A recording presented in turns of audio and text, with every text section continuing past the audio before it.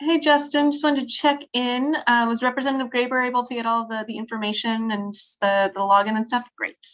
Thank you. Yes, Rep Graber has the link that should just automatically allow her in. So it should be good. Awesome.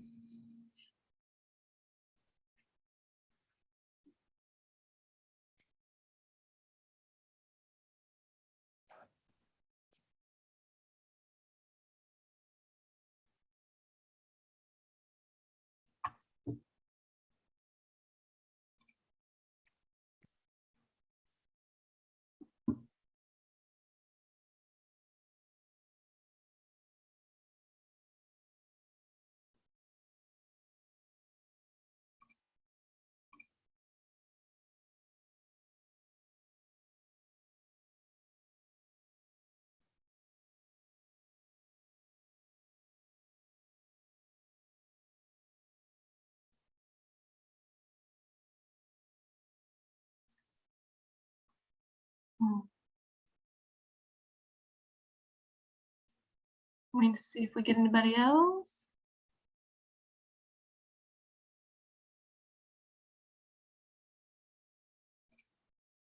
Oh, Danny, that looks nice.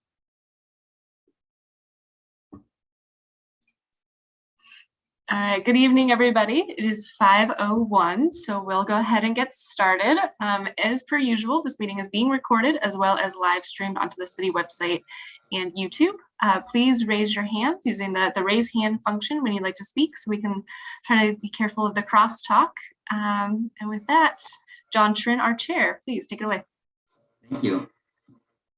Yes, again, it's about 5:01, so I call the meeting to order. And it was the National Night Out Day. So those who missed the invite from Jimmy, you missed some great ribs, I heard. So hopefully everyone had a chance to go out there and visit your neighbors and check things out. I do want to encourage everyone to participate. Thank you everyone for being on the board, first of all. And it's important to have a voice, and everyone has a background experience that brings really great insight to the discussion. So I encourage everyone to speak up and raise your hand as we go through the agenda today. First of all, I'd like to invite you to join me in centering our conversation tonight. First of all, I will read a statement, and I'm going to ask you to join me in the breathing exercise to help bring focus and thoughtfulness to the conversation for today. So today we are convened to listen and learn from each other through reflection and discussion. As we reevaluate and improve our public safety practice, we elevate the voices and experience of the community who have been and continue to be disproportionately impacted by inequitable systems. We thank you all, those who have advocated and worked to dismantling injustice in Tigard and in our broader community. We build off of their efforts to create a more equitable and just outcomes for people of all backgrounds and abilities. The purpose of our meeting is to develop our understanding of current public safety structure, practices, and procedure, identify and eliminate institutional racism within Tigard's public institution by centering equity and racial justice. We bring forward the concern and experiences of ourselves and our community. We bring recommendation to the city leadership to improve the lives experience of all people in Tigard. Now, I'd like to invite you to participate in the breathing exercise together. You may turn off your camera for this portion.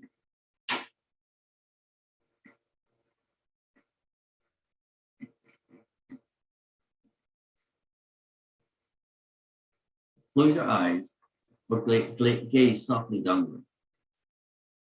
Feel the chair underneath your legs. Breathe deeply through your nose and out of your mouth. Feel your hand on your lap. Breathing deeply through your nose and out of your mouth. Feel your feet on the ground. Breathing deeply through your nose and out of your mouth. Slowly open your eyes and begin to breathe normally. Thank you for participating and creating space with me. I'm pass it over to Kim to do a roll call, please. Thank you, John. Commander McDonald is on vacation, so good for him. So we have Chief McAlpine taking his role. She's present. Officer Nunn.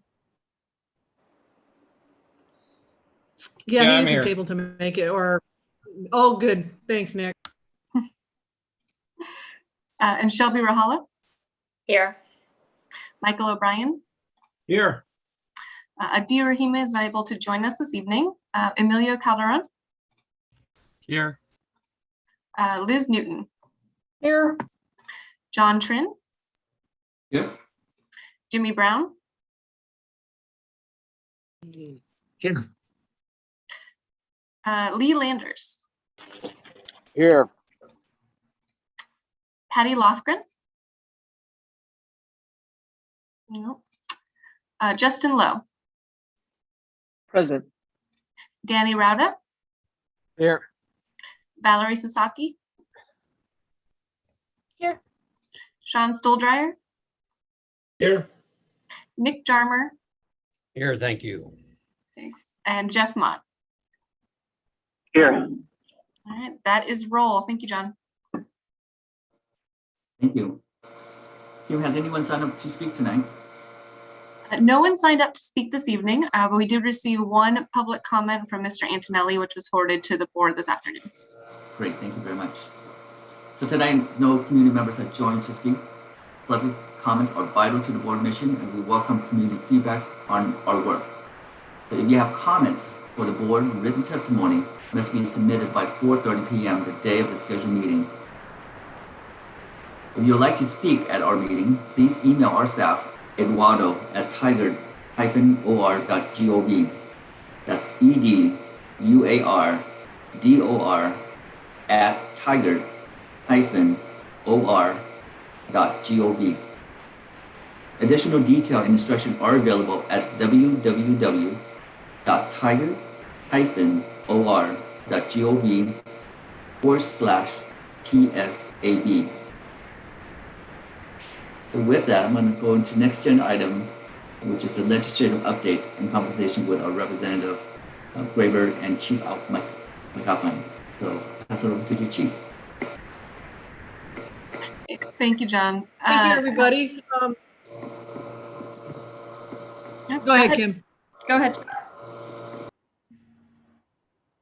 First of all, with maybe at least a couple thumbs up of the people I can see, can you hear me okay? I'm turning off my video to have better reception. Okay, thank you, Kim. Also, Kim, did you get my PowerPoint? Did it come through the snail mail yet? I did get your PowerPoint. I've got it ready. Great. Okay, and Representative Graber, are you here? She is currently still on call. I had allotted, since it was included in the agenda, that we're going to start at 5:25. She should be popping on around 5:20. However, I was working with Eduardo, who is very patient and gracious with me, in the event that she is unable to make it because she is on call. She is currently working at the fire station on a 48-hour shift. She has tasked me with delivering her report back. Okay, perfect. Yeah, and of course you can see we did not coordinate to see if we could tag team this in a more efficient manner. So what I will go ahead and do for the sake of time is just go over some of the police reform bills that were passed, and that perhaps by then Representative can come and just talk about her experience, and if she wants to highlight any of these legislative bills, she can do so. So with that, Kim, if you don't mind pulling that up, we'll get started.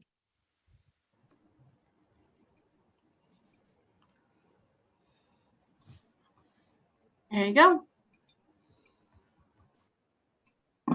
Thank you. Next slide. So going into this latest legislative session, we were advised that there were about 1,000 police reforms that were introduced over the course of this session. And at the end of it, there were 16 reforms bills that did pass. And so those are the ones I'm going to focus on. I lost my PowerPoint. There we go. So these are all the House bills we're going to cover. Again, accreditation requirements and equity training. And at the time that I did this, because if you recall, it was last month that I was going to give this update. So some of these may have moved farther along than just where they were at the Ways and Means session. But at that time, what we had was accreditation requirements and equity training, military equipment procurement restrictions, airway and circulatory training. We have trauma-informed training grants and policies, chemical incapacitants, projectiles and sound devices, duty to intervene and report clarification, police misconduct arbitration proceedings, use of force reporting, the law enforcement officer speech and hiring tools, training regarding crimes based on gender bias, doxing cause of action, unlawful assembly modernization, misconduct reporting and public database, interfering with a police officer changes, booking photo release restrictions, and crowd management uniforms and officer identification. So quite a bit was passed this legislative session. So next slide, please.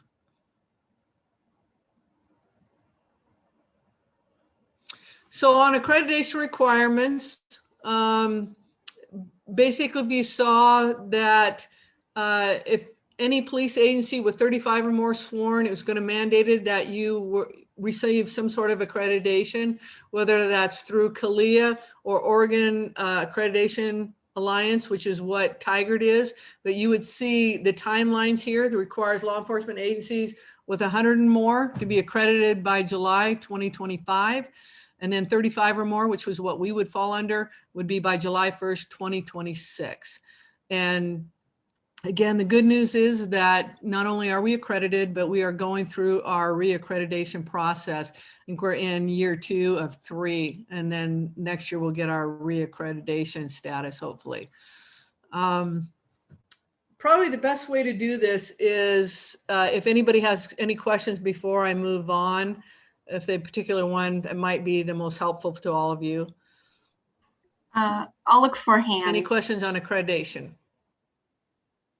Thank you. No hands. Next slide, please.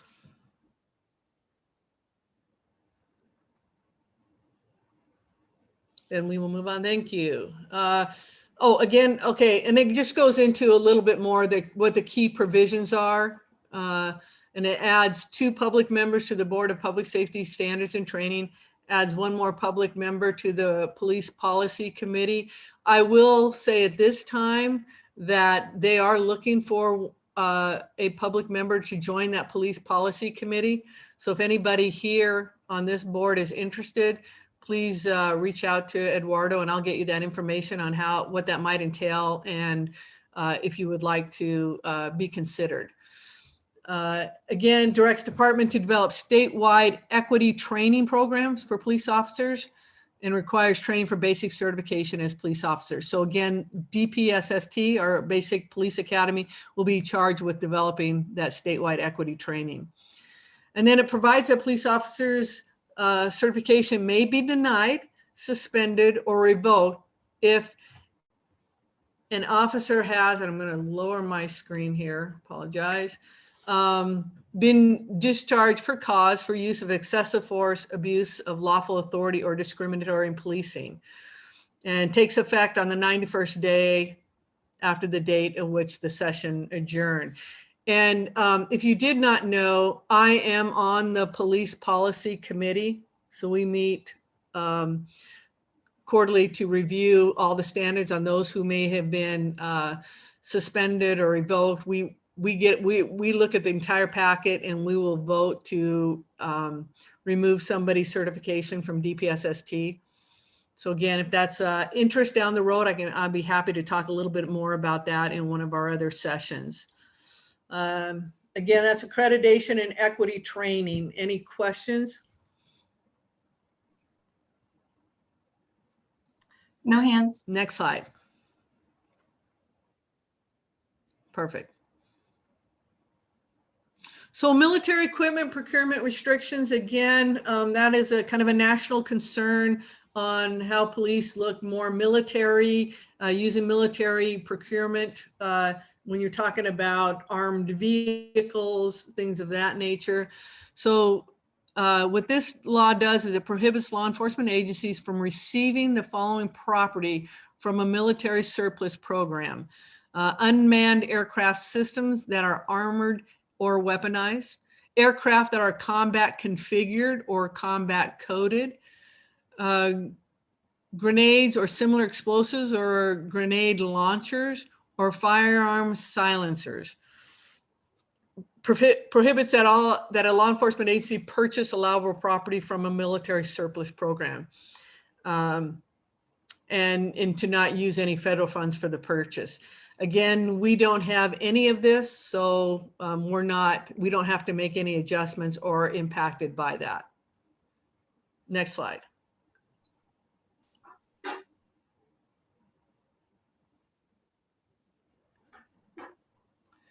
And it goes in further, and I apologize, I decided not to edit the slides that was basically created for all of us police chiefs. And so it's pretty much as we received them as well. And it just goes into the following requirements. And I don't think I need to get into all those, but it does show there's a lot of provisions for that. And again, because we don't do this, we're not really impacted. Where it might be impacted is the Washington County Sheriff's Office.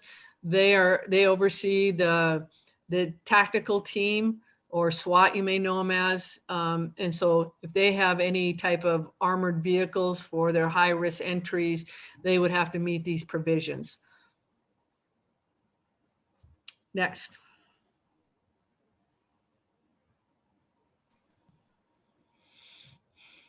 Okay, this one is near and dear to Mayor Snyder's heart. He was actually the sponsor and creator of this, and I believe Representative Graber also championed this fight. And again, this really goes into what we learned from George Floyd, is airway and circulatory training in response. So the key provisions there are: it adds at least 3 hours of training in airway and circulatory anatomy and physiology to the minimum training required by basic certification. So again, they're going to have to put this into the basic academy. Add certification in adult and child cardiopulmonary resuscitation for basic certification as a police officer. Requires at least 2 hours of training in airway and circulatory anatomy and physiology in each 3-year maintenance training period. Requires police officers to maintain a certification in adult and child cardiopulmonary resuscitation, which we do as part of our basic first aid. And then it also requires that a peace officer is defined by statute to immediately request emergency medical services when they encounter a restrained person suffering from a respiratory or cardiac compromise. If it is tactically feasible to request, the officer has access to communication, and it does take effect next year in 2022. And so the basic law enforcement academy is going to have to define what that training is going to be. And then when we do our each 3 years, what will that look like? Whether it's train the trainers or we bring somebody in to provide that training for our officers at Tigard.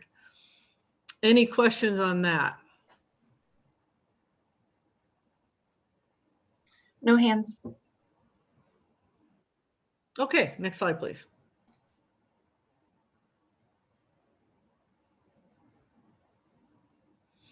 So trauma-informed training grants and policy. Again, so it directs a DOJ to establish a program for awarding grants to law enforcement agencies and local governments to fund training for groups and agencies that interact with persons who have experienced trauma. Allows law enforcement agencies and local government to apply for the grant to fund training for an established trauma-informed training program provided by an outside entity. And this is new training, and this can be programmed for law enforcement, district attorneys, sexual assault nurse examiners, emergency communication workers, victim advocates, and so forth. Task the Department of Justice with establishing the application process and eligibility criteria for the grant. It directs the DOJ to award the grants in accordance with rules no later than July 1st of 2023. And it requires them to consider the grant application community partnership. So once this becomes developed, and then if agencies cannot afford this training, then there'll be grant opportunity to also assist maybe with attending, but also to develop it. And they want the DOJ to develop a model training program for these groups. So we won't see that for 2 more years. Next.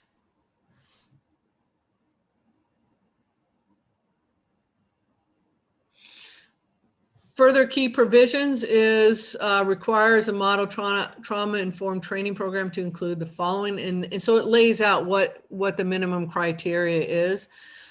Things that, you know, and then this is good for this, the PSAB to understand this and see how when you make some of your recommendations, where it may fit in these categories. So be research-based and take into account the psychological and neurological effects of trauma. Utilize best practices when interacting with people who have experienced trauma. The objective of minimizing further trauma so we don't impact people more. Take into account the impact of structural racism and other forms of historical trauma. Requires the DOJ to consult with subject matter experts from a community-based organization, including organizations that represent the BIPOC community as part of that rulemaking process. And then it ultimately tasked DPSST, or the Basic Law Enforcement Academy, in consultation with the DOJ to develop best practices for law enforcement agencies. And lastly, requires the trauma-informed best practices to include alternative options for law enforcement agencies of varying sizes and resource capacity.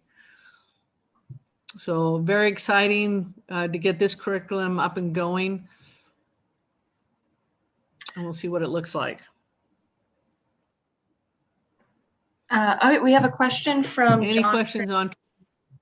Okay, Yeah. go ahead, John. Yeah, thank you. Does this grant also allow for aesthetic, like purchase furniture or painting from a trauma-informed perspective, or just training dollars?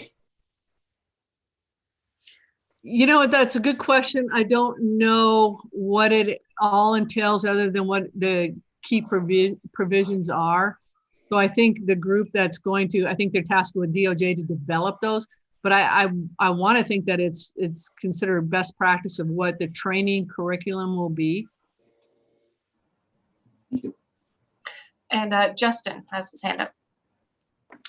I did just want to mention that Representative Graber has been able to join the meeting now and is with us.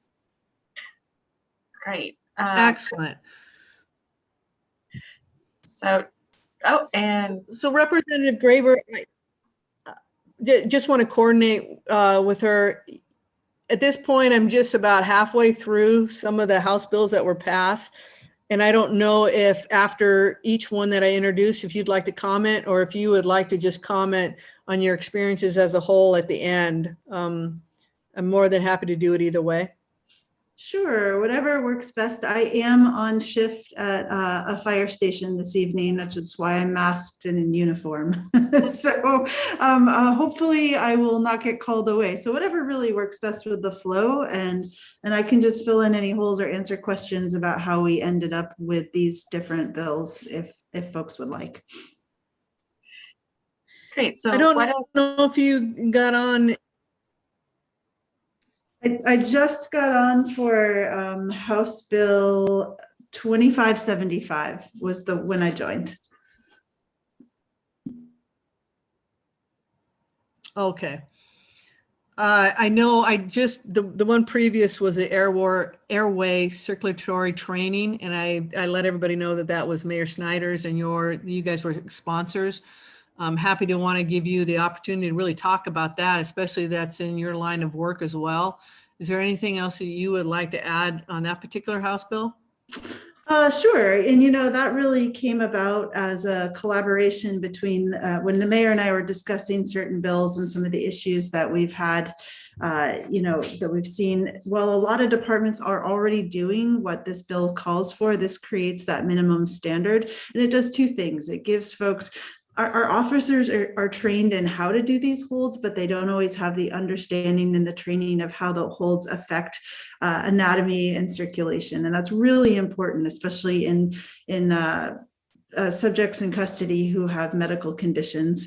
And also for me, the important part of that as a paramedic is it also includes the duty to act. So if it's safe and tactically feasible, within 60 seconds, an officer would need to radio for advanced medical help. So for 911 and EMS, and that really just kind of closes that chain of survival should somebody be suffering a compromise. And I'm happy to answer questions about the bill. And I just realized no one else is in this room and the door is closed. So I'm going to take my mask off. Hopefully, I was like, wait a second, no one's in here. If someone comes in, I have to put it back on. Well, thank you for joining us, Representative. And we have a first question here from Jimmy Brown. This is the question relating to 2575. So the grant program indicates law enforcement and local government as being able to apply for those trauma-informed grants. Would community-based organizations that are also doing work with victims of trauma be eligible for that type of a grant program as well?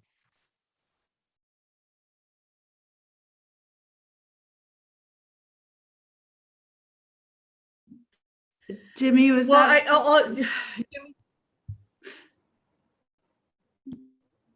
I think it's whoever can. So Representative Graber, if you know the answer, feel free, please, because all I'm going to do is refer to the bullet points. I can jump in and take a look. So Jimmy, your question specifically was if the grant was available for victims of trauma? Not necessarily victims, although that certainly is something to think about going forward, the type of resources that victims of trauma are presented with and the resources that they may need to get through that. But I was also looking at essentially community-based programs and partnerships being able to access those types of grants for their service community.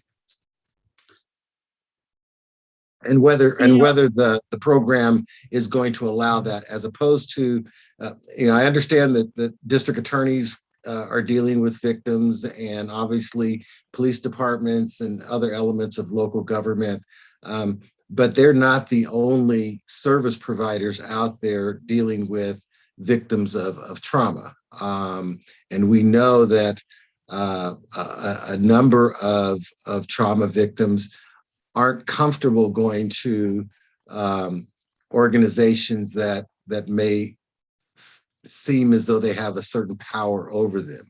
So in certain communities, there may not be that trust factor, whereas say a local community-based organizations that's working with specific populations may have more of an inroad to working with those community-based working with those trauma victims. And to add to that, especially around trauma and mental health, our mental health providers also being considered as nonprofit organizations being able to receive those kinds of grant funds. And that may not yet be in the process. I know obviously this is something that's a growing developmental piece, but if it's not, then certainly as you all move forward with getting this online, that we consider all of those potential providers of services as well. Yeah, so, and Jimmy, you bring up a great point. This was a starting point.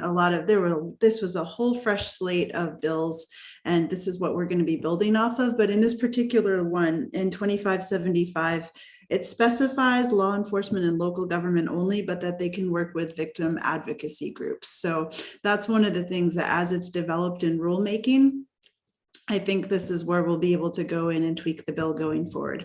I feel a little at a loss because I interfaced with the committee that worked on the policing accountability bills and the reform bills, but this was not my committee. I of course brought my bill baby across the line with me here, but I can do the best I can on some of these. And if we don't have answers for you tonight, we'll track them down and make sure that they're available to the PSAB. Thank you. And Valerie, see your hand. This is more in response to Jimmy's comment because, you know, I pulled the bill up and it looks like the Department of Justice has been delegated the authority to determine what eligibility for these programs looks like, which means that they're going to have a notice and comment period for the administrative rule associated with it. And so, you know, I think it would probably be good if we could put it on our radar to, you know, either liaise with Department of Revenue or Department of Justice, rather, sorry, that's my day job, liaise with Department of Justice on, you know, who's involved with this in civil rights, the Civil Rights Division, because I guess that's who they're going to assign the rule drafting to. And then, you know, to the extent that we can provide feedback, maybe that would be a good use of our time as well. Thank you, Valerie. Definitely keep an eye on that. Chief, would you like me to pull back up your presentation? Actually, if I could, I would like to give Representative Graber the opportunity to speak now because she doesn't have that call, and then I can always be a gap filler should she get called away. So if that works for you, Representative, I'm going to let you have this opportunity to address the board. It does. I will warn you, I am at a station where the internet is not the greatest. I'm not in Tigard, or the internet would be perfect. So if I blip out for a minute, I can circle back. So it sounds like, and please correct me if you've heard details on the bills already. I'll just kind of run through what we passed, the bills that I brought forward as chief sponsor, and then the regular sponsored bills. So we talked about 2513, 2936 is the background check bill. Chief McAlpine, did you talk about that at all yet? No, so go ahead. This is one I'm really excited about, and I joined on as a regular sponsor, and I wish that it applied actually to all of public safety. So while this is law enforcement specific, I really believe we need this in fire service and other public safety professionals as well. It strengthens background checks and screening when hiring law enforcement officers and declares that racism has no place in public safety. It requires DPSST to create statewide uniform background checklists and standardized personal history questionnaires for use by agencies during the hiring process to keep this uniform. Requires LE agencies to create policies setting standards for speech and conduct in and out of the workplace, and exempts law enforcement agencies from employer prohibitions related to accessing social media accounts. So this is basically a bill that looks to ensure that if somebody has a history of racist or any sort of exclusionary behavior, that they are noticed, they are prohibited from working in law enforcement. Again, I would love to see that across the public safety spectrum, because I think it's important that everyone feels safe when they call 911. House Bill 2932 directs law enforcement to report and disclose the use of force to the National Use of Force Data Collection operated by the FBI, and requires the Oregon Criminal Justice Commission to analyze data and report annually to the appropriate legislative committee, which would be the policing committee.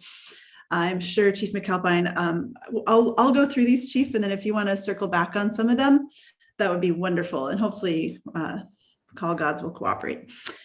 House Bill 3047, another fantastic bill. This was most of these bills, almost all of them were broadly bipartisan. This particular bill is anti-doxing legislation that creates cause of action to allow a victim to sue for damages if the disclosure of information is intended to injure, harass, or stalk. And this ranges from could be constituents, journalists, advocates, community organizers, and public safety professionals who can or have been negatively impacted by doxing. I think there is not a practicing person in the public realm right now that has not been impacted by this. So this is legislation that could really be impactful to everyone. House Bill 2575, I heard you discuss when I jumped on, so we'll move past that. House Bill 3265 was a bill I sponsored as well that updates the Sanctuary Promise Act to protect immigrant and refugee communities and prioritize public safety by prohibiting local law enforcement from operating or coordinating with federal immigration authorities. So that is, we can come back to that. That was a pretty big bill. That's something that we've pushed for quite some time to sort of create a backstop for sanctuary actions. And folks know that if they need law enforcement or if they need police or fire, that they're not automatically getting immigration. We really saw just from the EMS and fire side of things. Obviously, I'm a politician, so I'm not afraid to be political about this. But during the Trump administration, we had folks, especially in migrant communities and refugee communities, who are unwilling to call 911 for medical emergencies like childbirth, other things with complications, because they were afraid of their immigration status threatening them. So this is really, this is a profound bill for me and allows me to do my job and know that people don't have to have that kind of fear. I had seen this in Washington state as well when I worked for Bellingham, and I had seen where we would be followed into calls by immigration.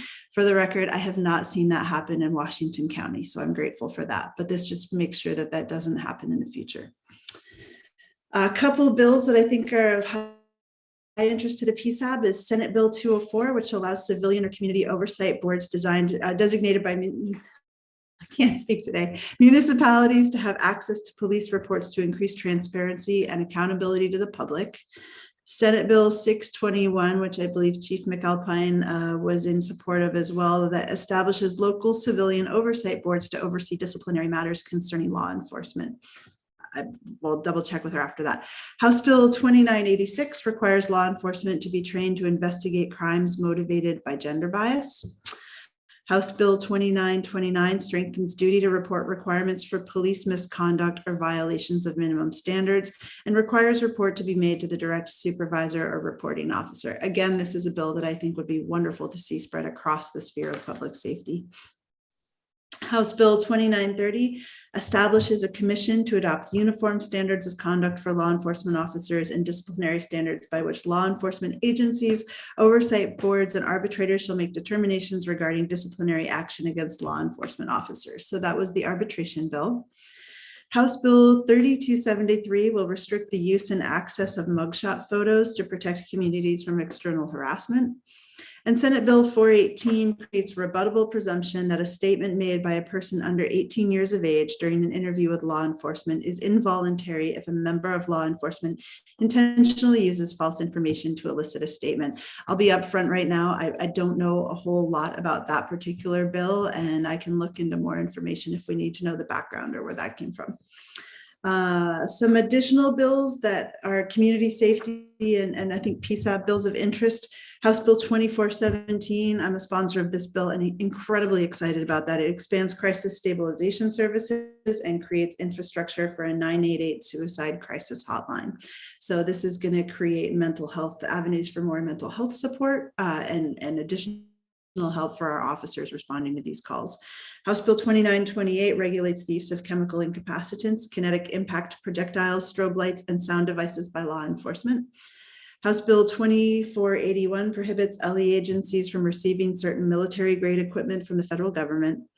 House Bill 3059 protects free speech rights by clarifying how police manage and declare unlawful assemblies and removes current language requiring an arrest if persons fail to disperse. Just two more, hang with me. House Bill 3355 creates transparency by specifying what ID must be on a law enforcement officer's uniform and gear during crowd management situations. Most of us, like for our firefighters, you can see we have our names on our shirts. I think this is just standardizing across the board for law enforcement as well. And then last but not least, House Bill 3164 clarifies when an individual can be arrested and charged with interfering with a police officer. So some of these bills I'm well acquainted with, a lot I am not, but they came through and we voted on them. So if there are additional questions that I can't answer, again, please let me know. Justin and I can jot those down, or Justin, if you can help me out. I'd hate to put you in two roles tonight, but then we can take a dive in and get back with answers. So I will gladly hand it over to the chief, and hopefully I don't have to run off anywhere soon. Well, thank you. I do want to we'll go over, I think, majority of what you've listed in detail so they can see it. But again, I want to give the board an opportunity to just ask you questions, whether it's just the process, anything on some of these, just from your perspective. Again, on the chance that you might have to leave, I want to give it open to. And I do just want to make a quick comment really quick and thank both Valerie and Jimmy for testifying remotely on House Bill 2513 on the it's just wonderful to have folks from the community and folks that are working on these bills show up and provide some really powerful testimony. So that was certainly a help in getting those bills across the line.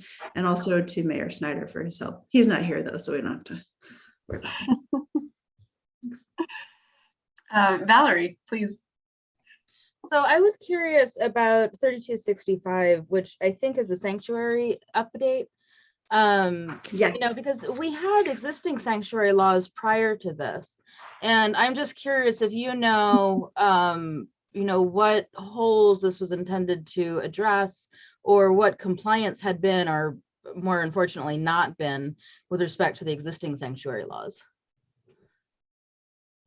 So I'm pulling the bill up right now. I believe that the sanctuary laws were essentially not uniform throughout the state. Oh, okay. So this creates just a base level for that coordination, or rather lack of coordination. But I know that they were enforced differently. They were challenged in courts.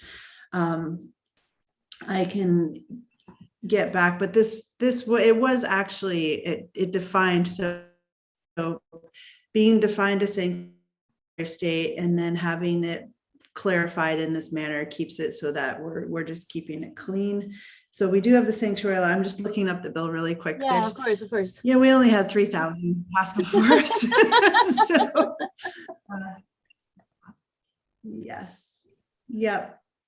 And yep, kind of what I said. That's a very long way of saying that this just examines the history of the law and separation of state and federal interests for purpose of allocating the state interests as well. Great, thank you. Thank you. And Michael O'Brien. You're welcome.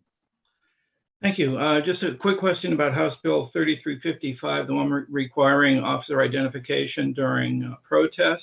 As I recall, that only applied to cities with populations greater than 60,000, or maybe the version I saw wasn't the final. Is that accurate? Yes, my understanding. Okay. Yes. Just curious. Thanks. Yep. I should have mentioned that. That is cities over 60,000.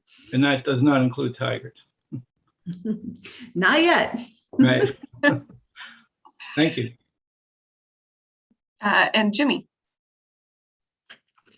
Yes, this is just trying to get a response here on the National Database for Use of Force. Do we know if all police departments are utilizing a uniform definition relative to use of force? And if we don't have the answer now, that's okay. As long as this one's out of my wheelhouse. I'm going to kick this to the chief and see if she happens to know this.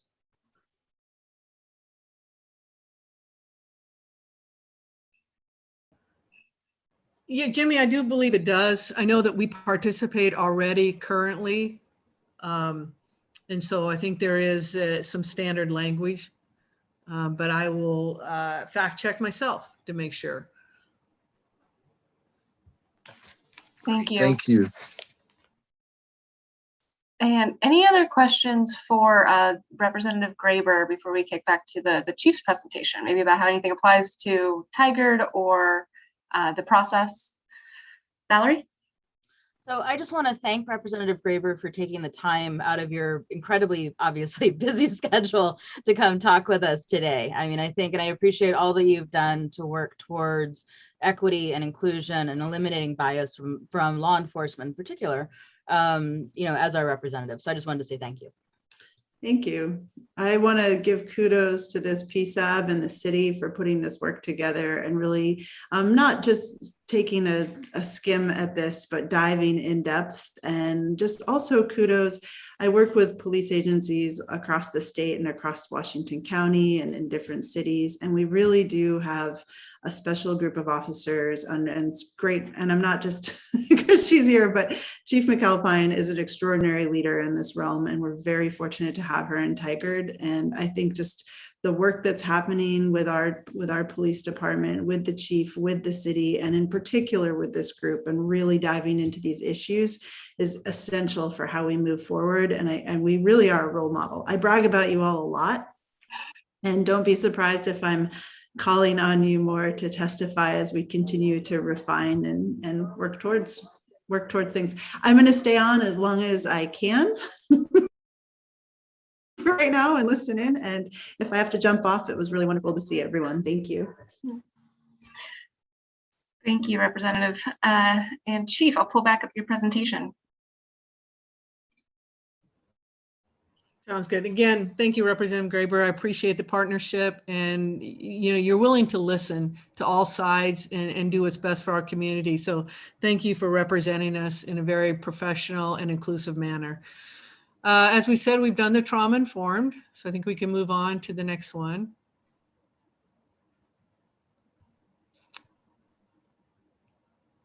And you can see there was a lot of pieces to that I didn't go into, but it's just the guidance on how to create the mechanism for the training, that it's evidence-based and all of that. So there's more on that if you'd like to take a look at it. Again, House Bill 2928 is a chemical incapacitants, projectiles, and sound devices, as said. And again, as you know, this is really geared towards those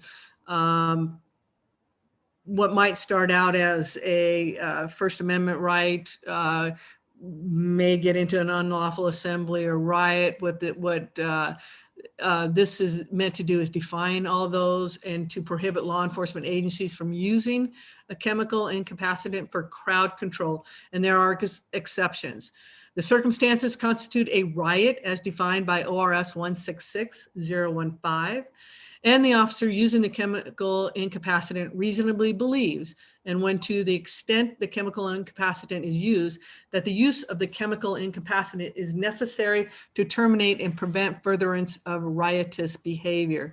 So it doesn't completely eliminate the tool from our toolbox, but it really defines when they'd like to see law enforcement utilize this. Again, we don't have any of these in Tigard. We are now part of the Washington County Mobile Field Force group that we became part of after we experienced our unlawful assembly / riot in Tigard. So I felt it was important that we actually had personnel on those teams so we could return the favor. We can't keep asking other people to come to us without providing some personnel. And so this will fall under, you know, the Washington County's team. And again, when it is deployed. Next slide.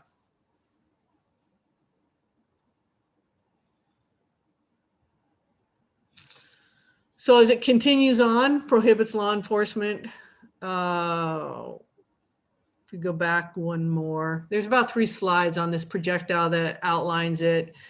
Just again, when it's prohibited, and it goes now into kinetic impact projectiles. Where intentionally targets head and person of a person, things of that nature, prohibits law enforcement agencies from using a sound device for crowd control, for any purposes other than announcements. Again, I'm not seeing that tactic deployed in Washington County.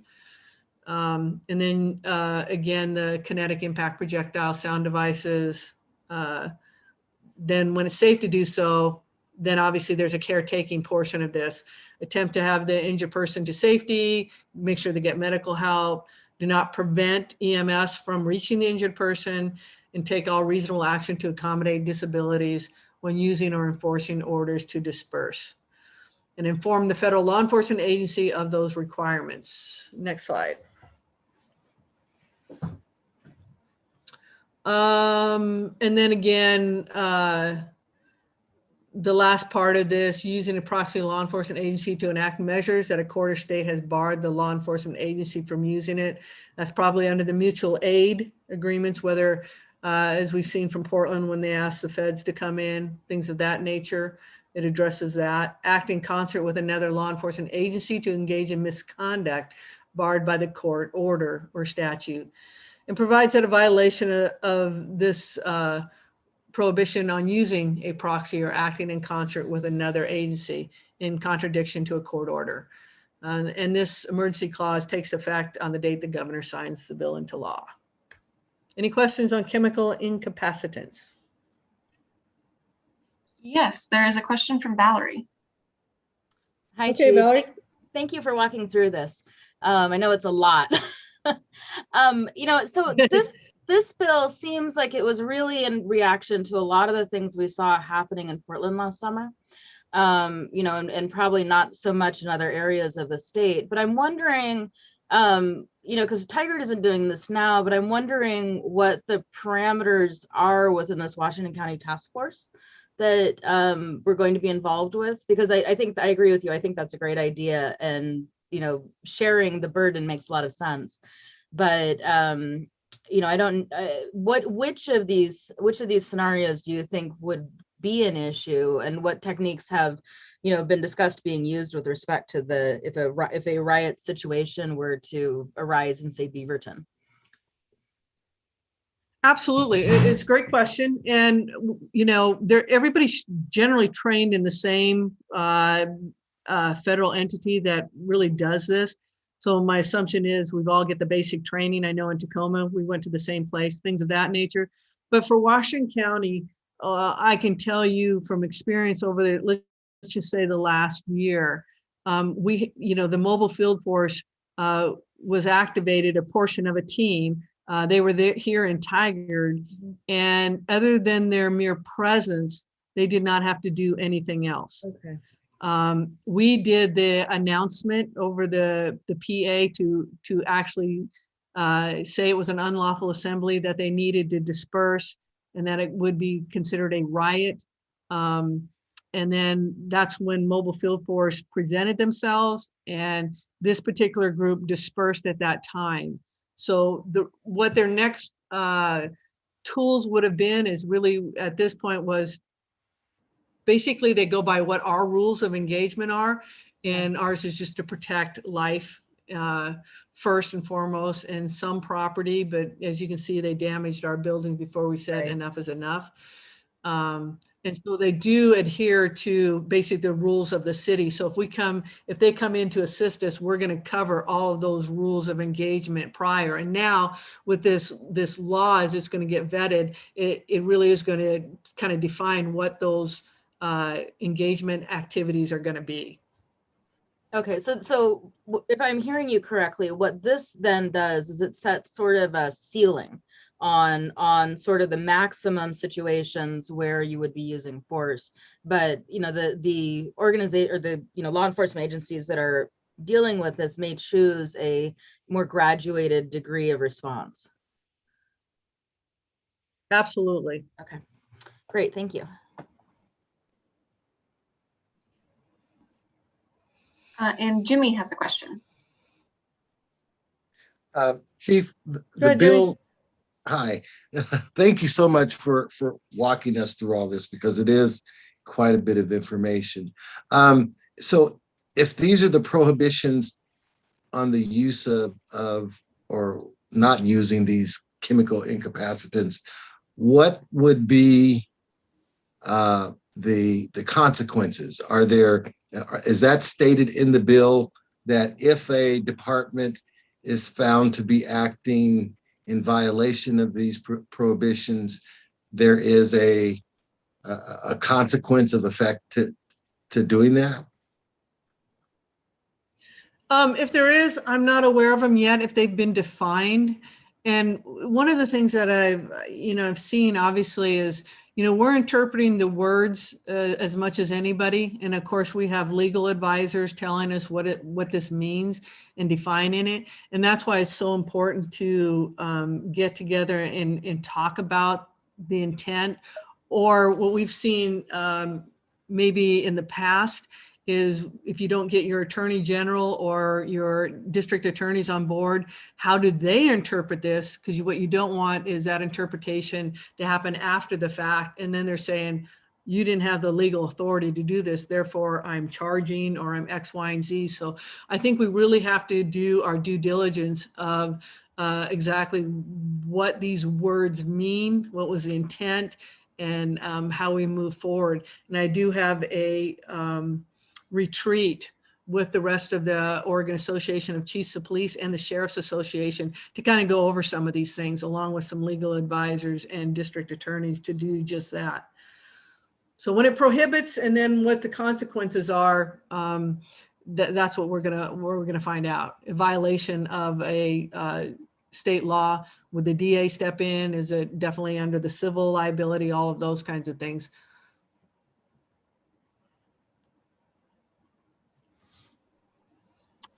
I don't see any other hands.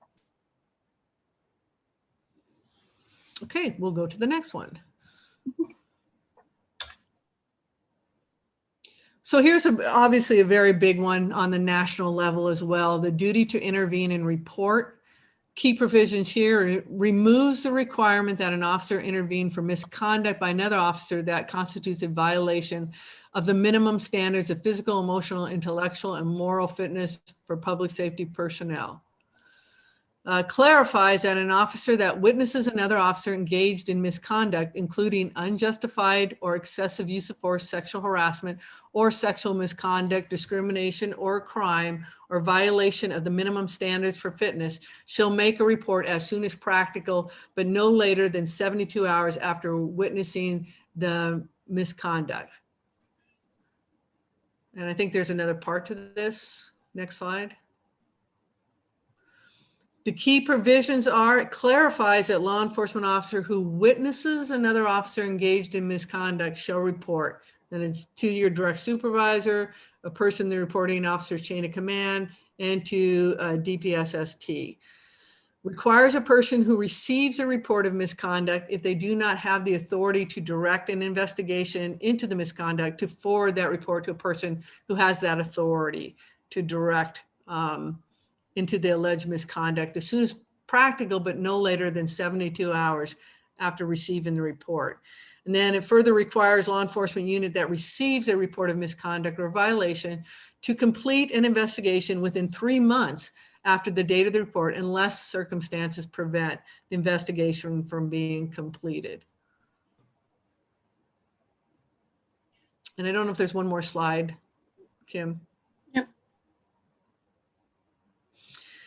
Okay, requires a law enforcement agency to notify DPSST when an investigation results in the finding that sustains a report of misconduct, but need not notify the department when an investigation results only in the finding that sustains a report of violation of the minimum standards for physical, emotional, intellectual, and moral fitness. So again, as part of the police policy committee, we would now get these, if they're deemed a sustained allegation of duty to intervene, we would see that as possibly revoking their certification. Again, requires DPSST to establish and maintain a form for reports of misconduct, and it requires DPSST to forward reports of misconduct concerning a police officer that they receive to the law enforcement unit employing the officer for investigation. And again, this will all come into effect January 1st of 2022. So definitely more work to be done on this. And I didn't see any hands, Chief. Okay. So police misconduct arbitration proceedings, again, this was, oh, go ahead. I apologize. I spoke too soon. I see a hand from Liz. Sorry, I had trouble finding the raise hand button.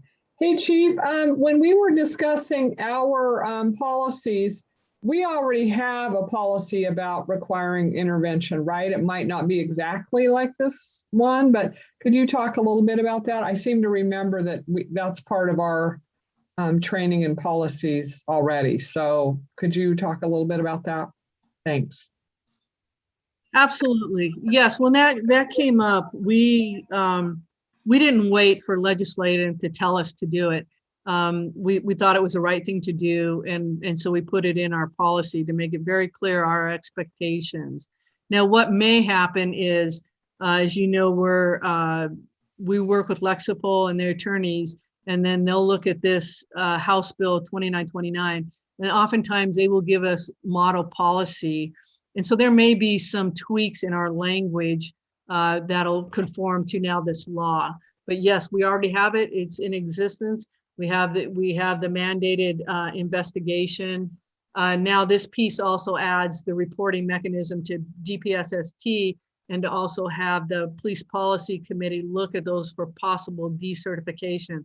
So it really brings it all the way through, takes it completely out of just the home agency, and will now could potentially impact their certification at the entire state level.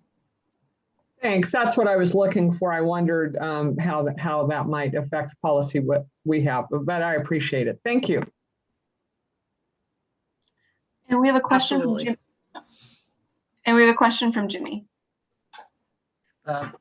Regarding the duty to intervene and report, is there a process established that provides transparency to the public as it relates to officers that have failed in their duty to intervene and report?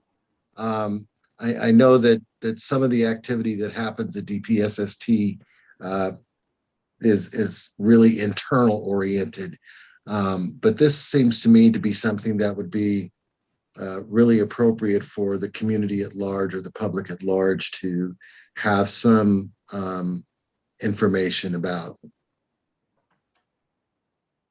Yeah, so the Police Policy Committee is public, so anybody can listen in, and each allegation that we're looking at to whether or not we're going to recommend pulling certification, to include the officer could testify or bring up mitigating circumstances. The board will have a discussion. All of that is being recorded and people can listen in. So when a failure to intervene reaches that level, absolutely, and it's accessible to anybody in the public. So if this board found that it was, they'd like to hear some of the things that the police policy reviews, I can provide that information. Our next meeting is August 18th. And the agenda is set already. Thank you, Chief.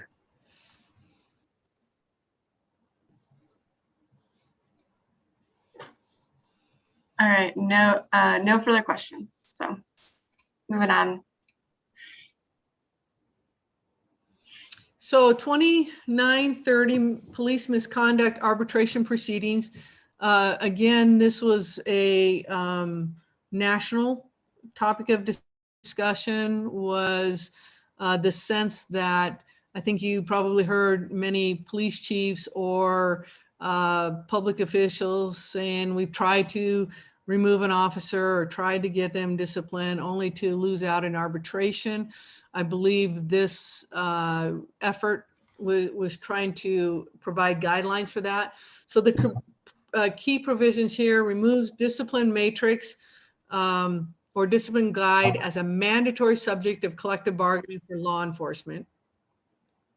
But it does establish the Commission on Statewide Law Enforcement Standards of Conduct and Discipline, or this commission, for the purpose of adopting statewide uniform rules through a public process for And then it's the standards of conduct, including guidelines and procedures, disciplinary standards and procedures, including the range of disciplinary action that may include consideration for aggravating and mitigating circumstances.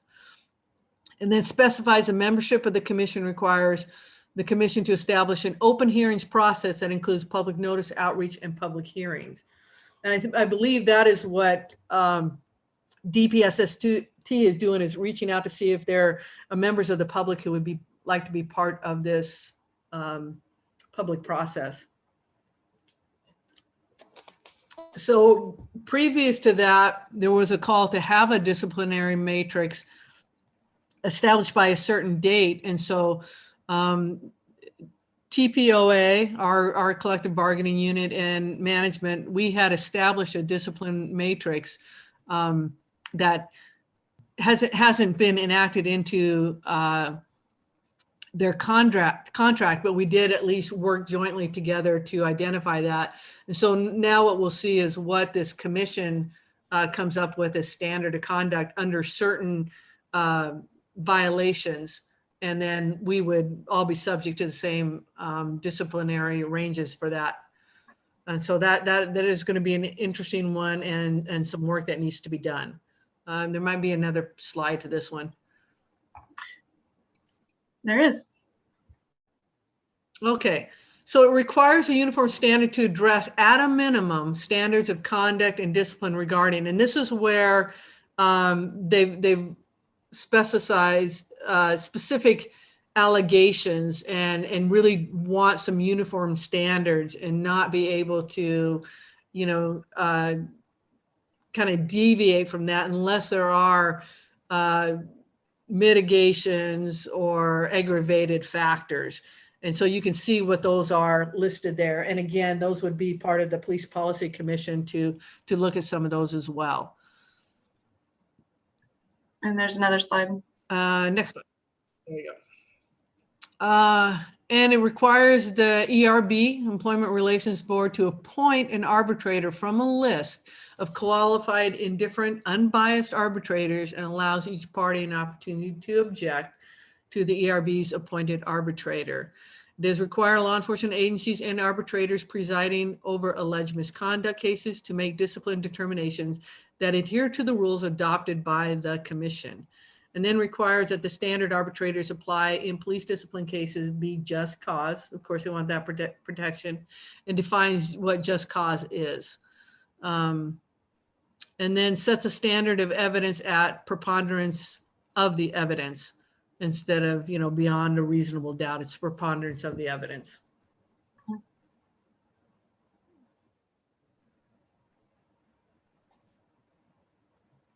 And so it really was trying to meet both sides. If the chief was saying, hey, I fired somebody only to be forced to take them back, and then the union obviously wants some protection from their members against, let's say, a chief that has a different agenda.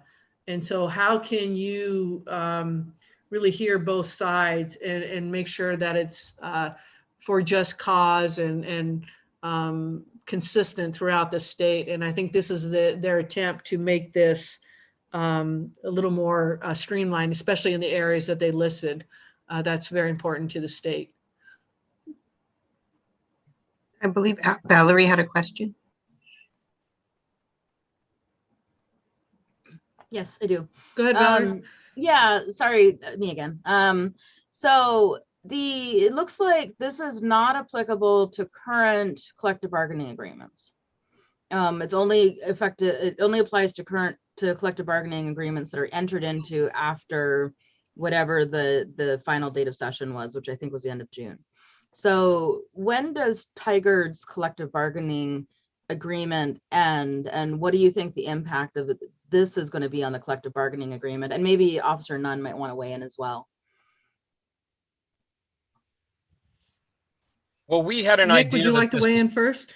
Yeah, we had an idea that this was coming. And so in our last collective bargaining, we put in that we had to meet and come up with the plan, which is what we did. And I believe we had to start meeting and try to come up with something by the end of the year, which we ended up doing.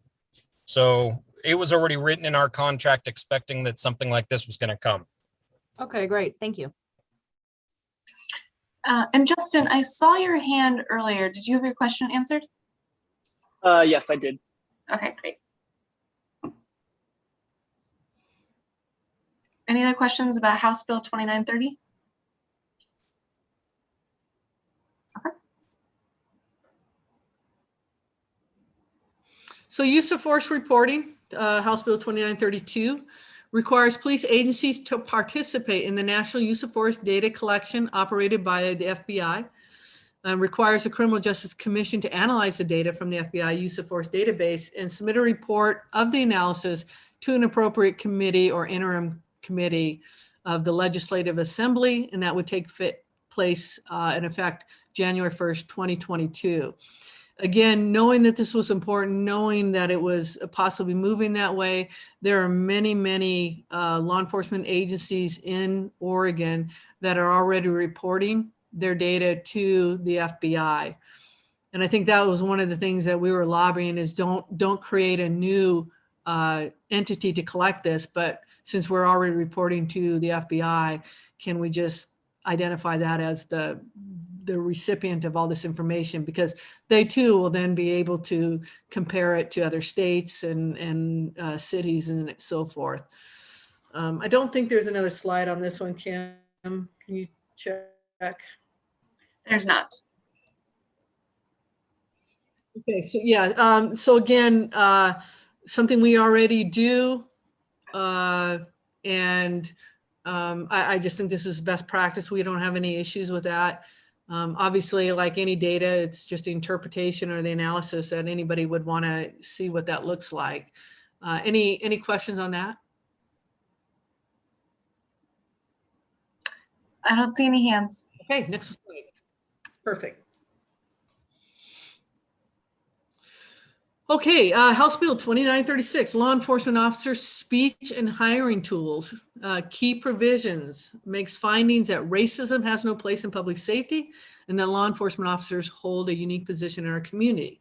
It finds that membership or participation in hate groups, racial supremacist organizations, militant groups, or the display of such symbols erodes public trust in law enforcement. It does require DPSST to create a statewide uniform background checklist and standardized personnel history questionnaire for use by law enforcement units in the hiring process. Requires law enforcement agencies to adopt policies setting standards for speech and expression by officers in and out of the course and scope of employment. Applies to all forms of speech and expression.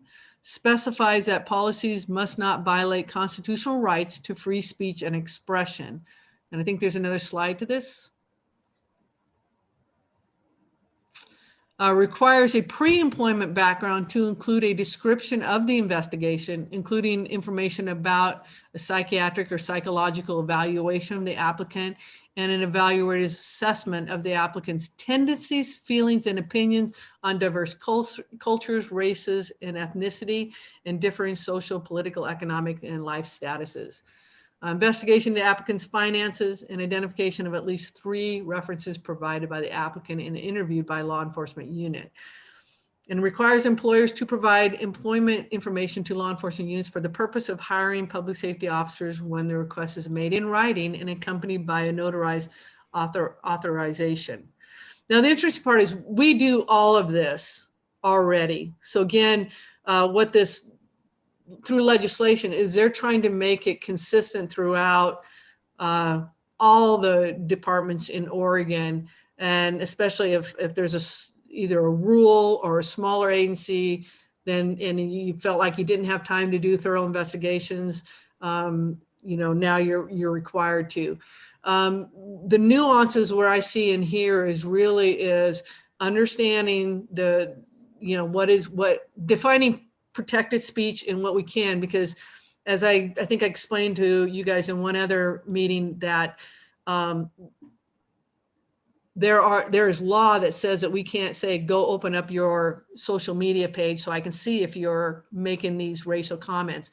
So I got to see how they embed that law if they're not in conflict with what we can now do because, you know, they're potentially a law enforcement officer, and maybe that null and voids it. So there's some work to be done on here for us to feel good about what those rules are and making sure that we don't violate anybody's, you know, First Amendment rights and stuff.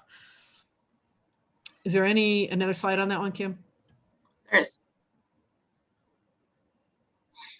Yeah, and authorizes a law enforcement unit to bring an action for an injunction in circuit court to compel an employer to disclose employment information under this section, limits disclosure of employment information received by a law enforcement agency only to other law enforcement agencies for investigative leads and shall independently be verified, and exempts law enforcement units from prohibiting. So here it says it prohibits you, an employer, access to personal social media accounts for the purposes of hiring. So they've addressed that conflict, and then takes effect January 1st, 2022.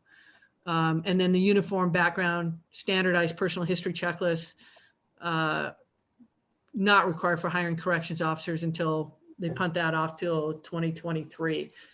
And so again, coming up with these, I believe that we do model background investigations. All of our background investigators have gone through all their certification. So they're currently doing best practices. So any tweaks to this that might be developed, we'll have no worries about adopting those and coming into alignment. Any questions on that part?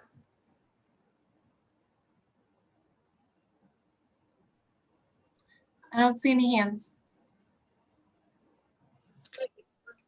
Great. Next slide.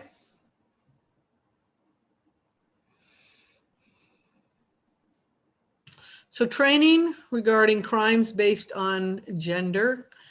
So again, requires the Board of Public Safety Standards, or DPSST, to ensure all police officers and certified reserve officers receive training related to investigating, identifying, and reporting crimes motivated by prejudice based on perceived gender of the victim. The minimum statewide qualification for employment as a law enforcement officer are established by DPSST. The rules specify that all law enforcement officers must receive training on this. And it goes into, on behalf of the labor organizations, all of those. Takes effect the 91st day after session ends. And there are already statute as far as investigating hate crimes or, you know, gender biases, things of that nature. So again, I think it's just embedding this more, incorporating DPSST to make sure that they allocate certain training hours in their standard training curriculum to make sure this is covered.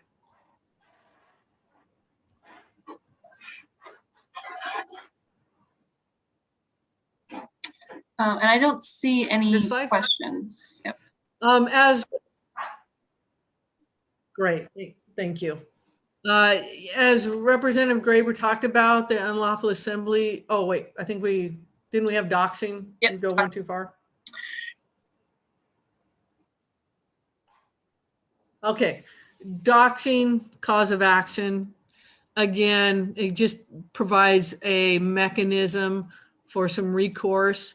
A lot of times this has happened to officers or the officer's family, elected officials.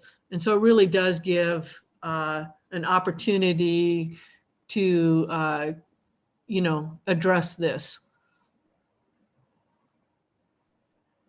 And we've seen doxing was really big in the Portland area as well. But I mean, it's been throughout the metropolitan area where people have been victims of doxing.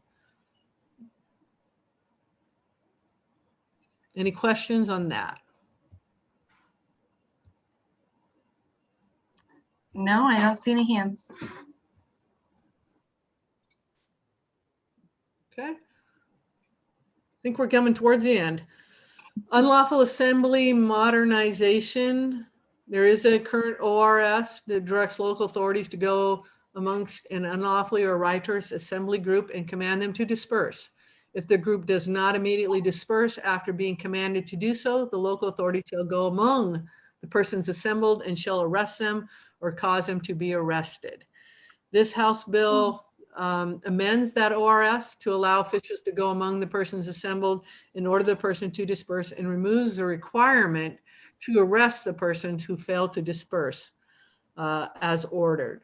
And this takes effect January 1st, 2022.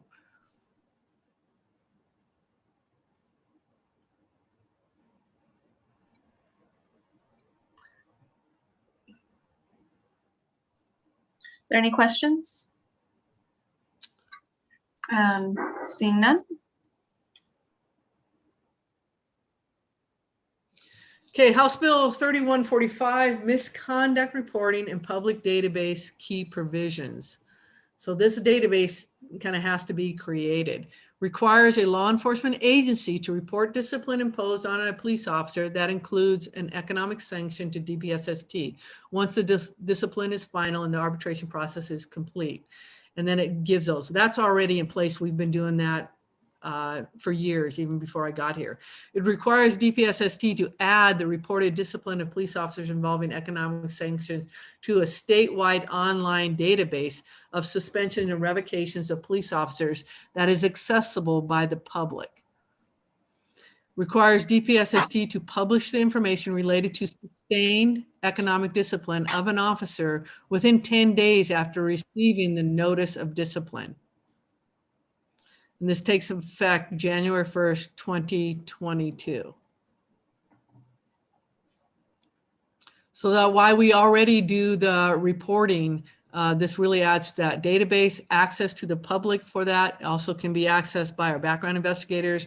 If an officer is trying to lateral, we can get the history on that person, but also a sustained economic, so that's usually a day off or greater. Would have to be posted on this database by DPSST. We have one question from Valerie. Yeah, and so, you know, because we've talked about this before, is when we were talking about background checks, right? Is that currently, if there were, for example, a Salem police officer who was disciplined and applied for a job at Tigard, we would have no way of knowing that that had happened. And so correct me if I'm wrong, but this is intended to address that sort of situation. It's intended to make it a little bit easier. So yeah, when we get a lateral, we go to that agency and they can't give you copies of their personnel file, but if you go there, you can review anything and make your notes. So we wouldn't hire any lateral because obviously there's a concern that, are you running from something? Right. So, but yeah, that's not a uniformly applied. And some people may say, oh, I can't fly to Hawaii or I can't fly to the East Coast. So, you know, I'm asking the officer or inquiring, but yeah, we do go and we looked at their discipline record as well as talking to quite a few people. Okay, great, thank you. But by having it in this database, that's one more place that the background investigator will check and say, yes, I checked the DPSS database. There was nothing in there. Or maybe they came from two different agencies and they didn't talk about the one that they were terminated because they were only there for 6 months and talked about this one. So it is going to help possibly eliminate an officer that might have been able to hop to a couple different agencies. Great, thank you. Any other questions? Okay, moving on.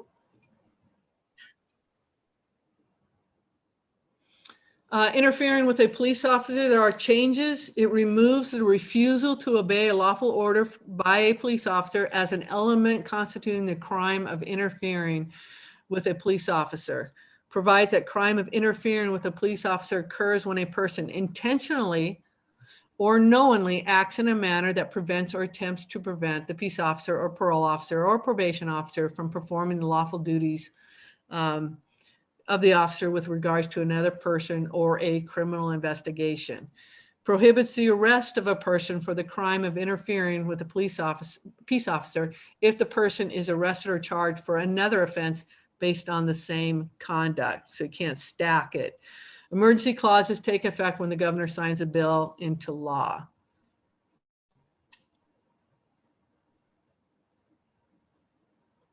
And just simply being, you know, we've always said this is a lawful order, you need to do X, Y, and Z. They removed that as an element constituting the crime of interfering, and taking that away from the officer's tool bag on that one. Are there any questions? I don't see any.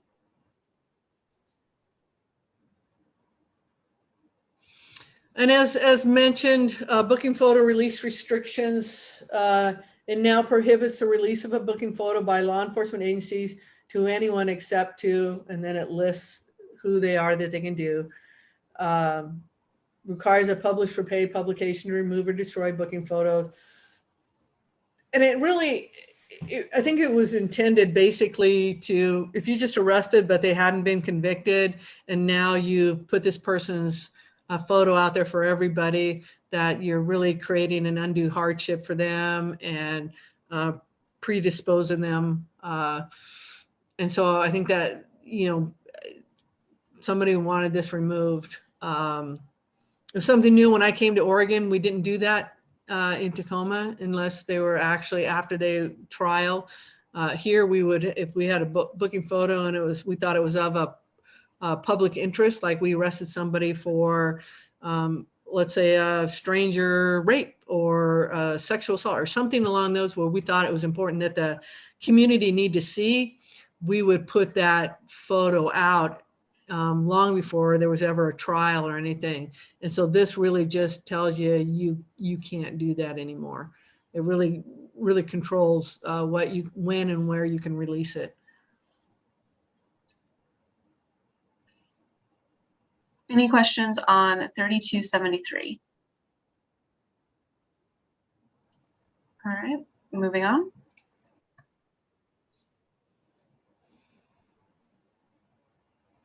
And I think this might be the last one. Crowd management, uniforms, officers, identification.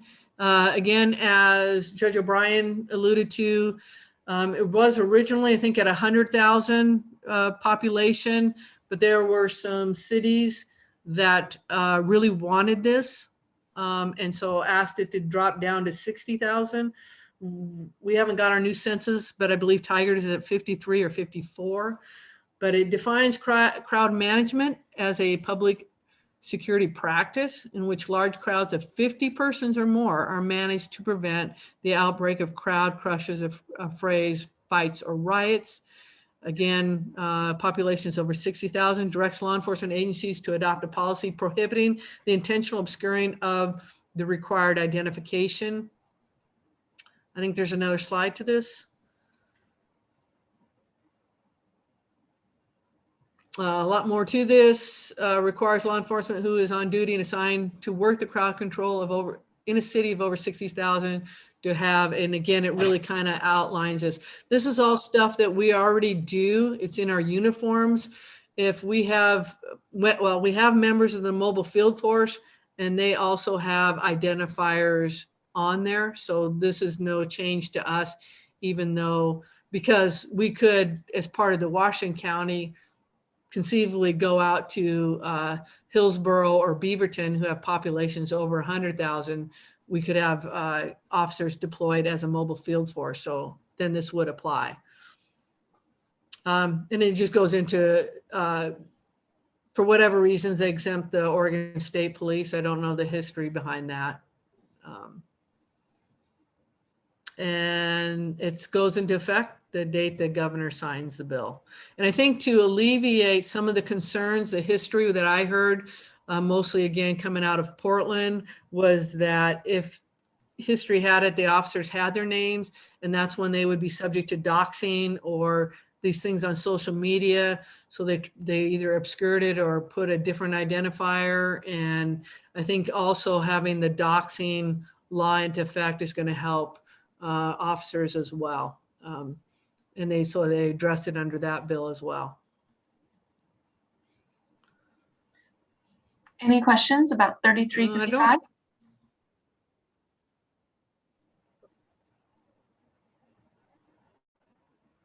I don't see any hands. Valerie. Sorry. So just two things. One, well, three. Thank you so much for taking us through such a detailed review of all of the different provisions. I knew it was a busy session, but I hadn't quite appreciated how busy it was. And I'm wondering if it would be possible for us to have those slides available on the PSAB website so that folks can follow along if they want to watch the video replay of this. Absolutely. We put all of the slides from all of our presentations that we had on the website. Great, thank you, Kim. And then finally, I just wanted to say that, you know, it's very gratifying that you and the police department are being proactive about so many of these issues. Because, you know, I imagine that if we were in a jurisdiction where they had not been paying attention to what the trends were, this would be very shocking, and a lot of these things would require a lot of implementation. So I think you get a lot of credit, Chief, and I think the department gets a lot of credit for getting out in front of these issues so that you can thoughtfully and gradually implement, you know, a response to the concern. So that's my comment. Well, thank you, Valerie. I do appreciate that. And, you know, I would be remiss if I did not at this time acknowledge the collaboration that TPOA has, because again, you hear nationally there's a very contentious between management and the union, and sometimes you get nowhere because, you know, you're butting heads. And I am fortunate not to have that. I have an association that is thoughtful, is willing to collaborate, come to the table, and there hasn't been an issue that we've been stalemated on. And so I think that's really a testament to the Tigard police officers who also want to do the right thing for their community. So again, just an acknowledgement that it really takes all of us to create the culture that we want and that we have in Tigard.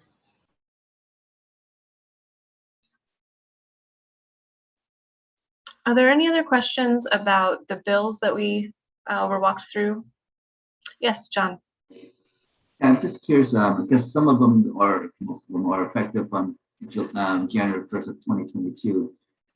Just for clarification, some of the policy or the rules and the intricacy of some of the development of those policy, is that happening now until the end of the year to be effective, or is it all done, complete, and we have somewhat of a roadmap to create our own policy and procedure for the city?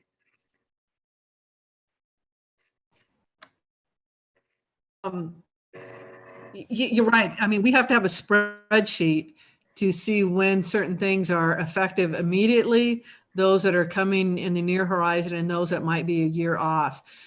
So you're right. It would be easy to miss something if you didn't pay attention. And so, yes, those that are immediate, we have to get on it. We are also insured by CIS. They do a good job of developing the laws that they think we should know about. You have, again, our Oregon Association of Chiefs of Police. They really put out that PowerPoint. So I think everybody does a really good job of trying to make sure that you're paying attention and that you're not asleep at the wheel as far as the laws that have changed either immediately or on the horizon, and to be able to put some infrastructure in there. Or for some agencies, it's going to be a funding issue and they need to start talking to their council about additional funding requirements. And Justin, you have a question? I just had a follow-up comment to make. I wasn't completely tracking if every bill that was on the chief's PowerPoint matched with the ones that Rep. Graber touched on, but to answer, to give a response to the statement that the chief had made earlier of whether or not some of those bills had moved through the process, all the bills that the representative ran through, which I believe were also all on the chief's PowerPoint, have since been enrolled into ORS within the past week to 2 weeks. And so those are all recent developments, but all of those did get the governor's signature, meaning that those with the emergency clause would take effect immediately. Yeah. Yeah, thanks, Justin. And you're right. There's a couple things that she mentioned. Sanctuaries, the immigration one I didn't touch on. The youth interview I didn't touch on that. So that she added just a little bit more. But I appreciate the recent update that I might have missed while I was out of state.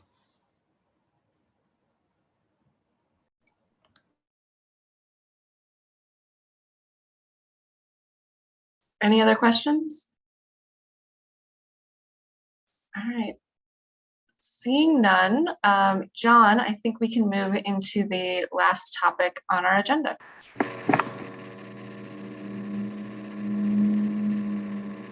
Okay, sorry about that. All right. So as we move, thank you again, Chief, for the presentation. Very thorough and informative. Again, if people have any questions, please note Eduardo to get clarification. And of course, the presentation will be online for as much of you. Now we move on to our opportunity to discuss current event and how they impact the Tiger community. So I invite the board members to reflect on any current event on the, that impacted on the Tiger community. And this is the space for the board members to speak about current event and the impact of the community. So I will open up the floor.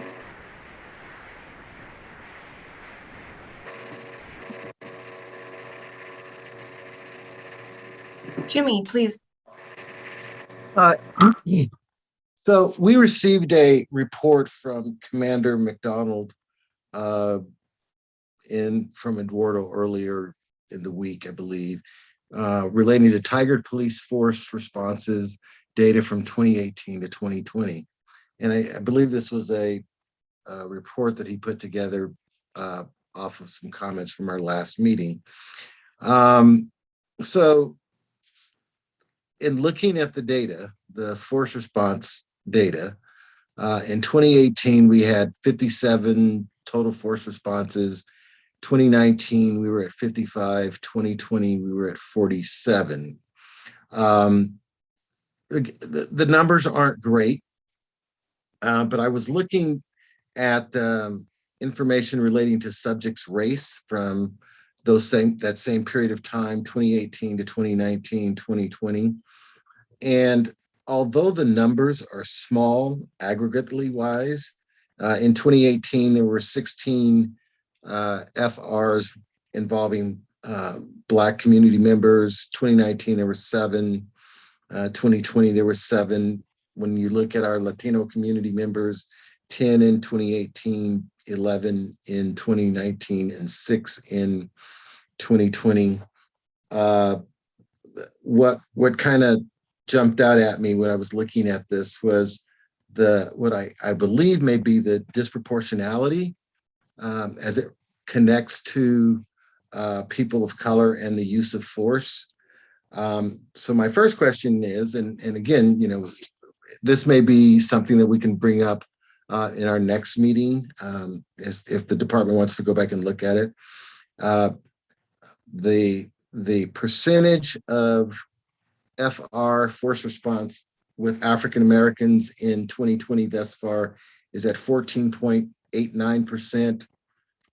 With our Latino community, it's 12.76%. And again, the numbers are small, but relative to our incidence in the population, this says to me that there may be some additional need for the department to possibly analyze the force response as it relates to impacting people of color, and attempt to identify the types of force that were used, the causes of the force used, and the necessity for that particular type of response.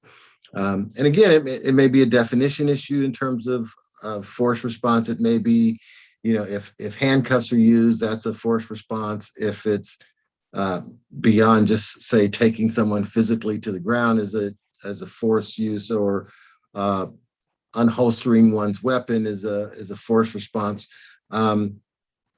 If it's possible, I would like to hear from the department relating to those numbers. And again, the aggregate number is small as it relates to people of color, but I start looking at the proportion of the disproportionality or overrepresentation of use of force against community members of color.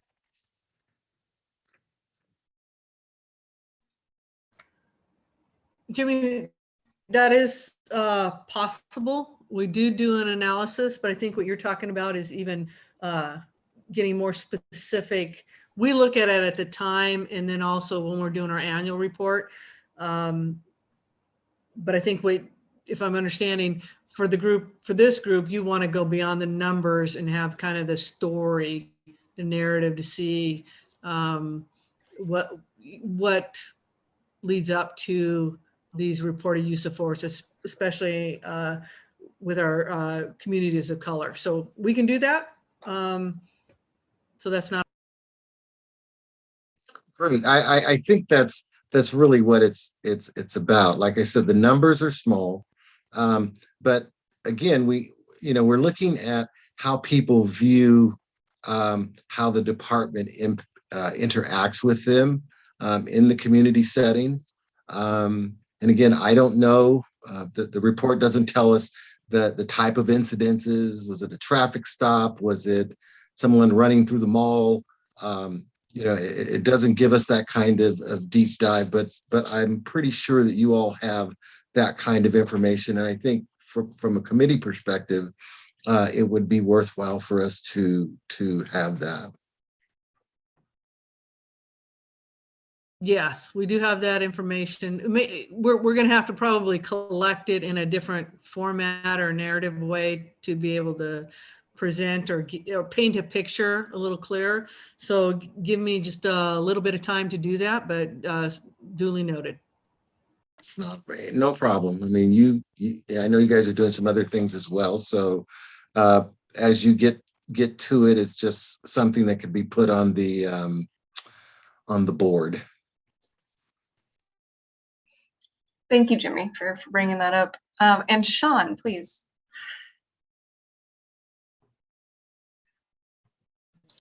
Oh, I noticed that statistics too that Jimmy brought up.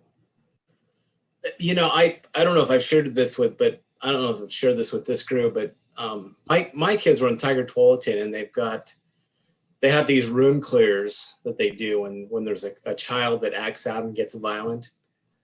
And when I went back through and looked through the composite photos, there was a much higher likelihood that a violent classroom had more kids of color being exposed.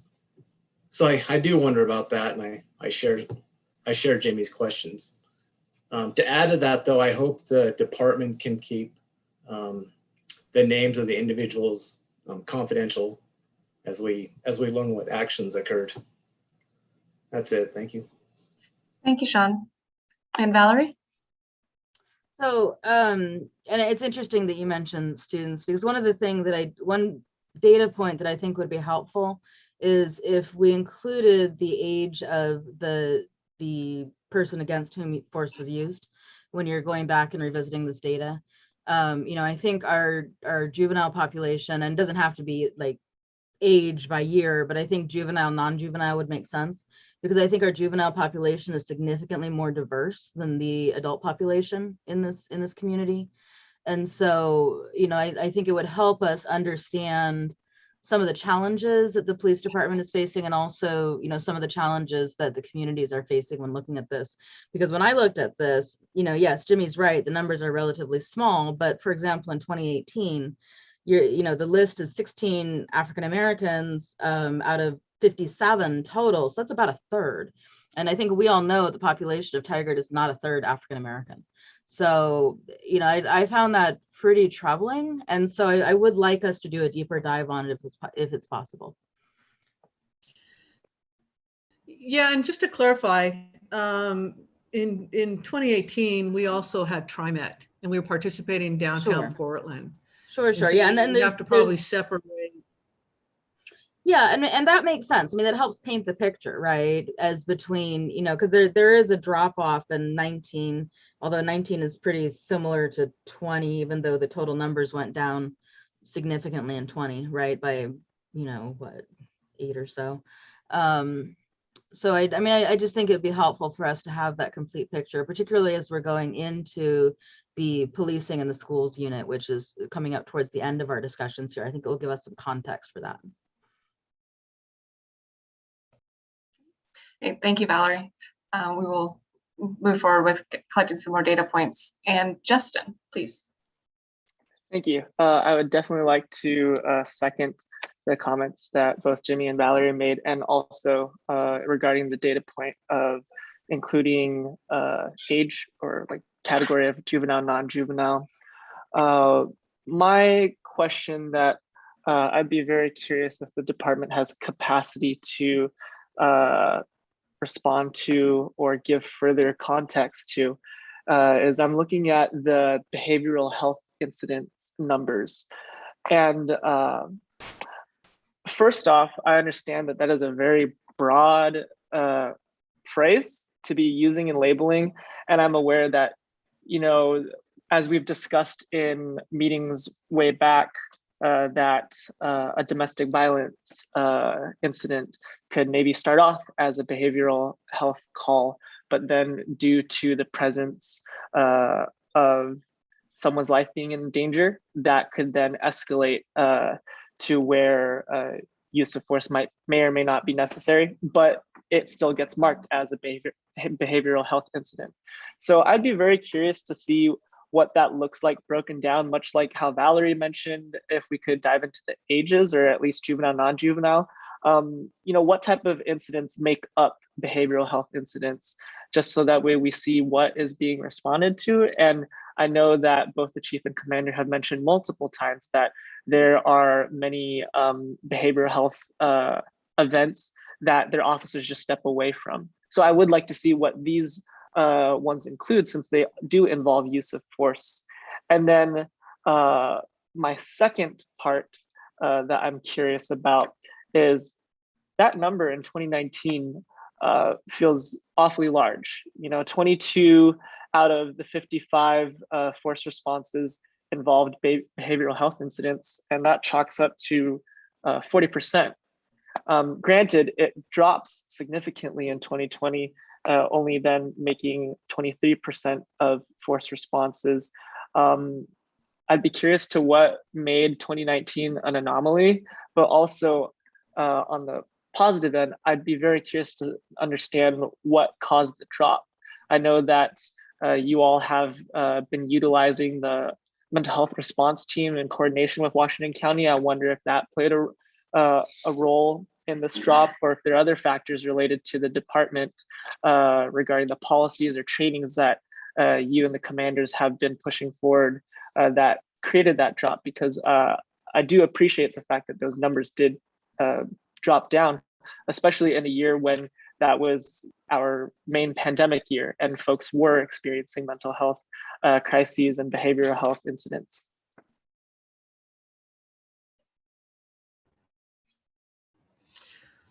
Thanks, Justin. And I don't recall if we've talked about what we call or label a BHI, but what I do tell the council. So this is as you noted, very large. And so, John, to your profession, I don't want to, you know, when I first got here, and in shift briefing and the pass along, there was a common theme that I heard of a known, quote unquote, person who has known mental health.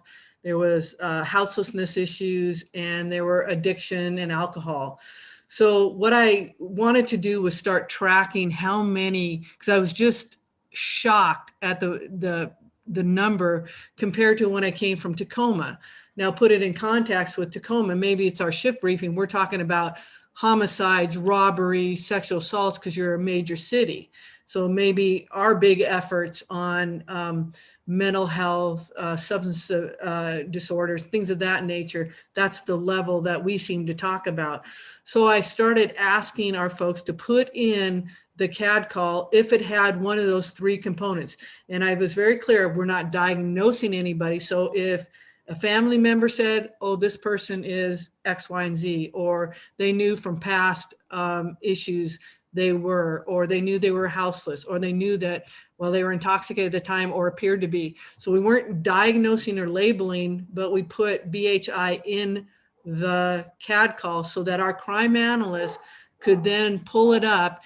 And probably the last 3 years, I was able to tell the council 67% of our calls for service have one of those components, whether it be houselessness and or substance disorders, mental health, any of those combination. There's some factor that's related to over half of our calls for service. So I really just want to be very clear on what we call BHI, because many departments don't track any of that.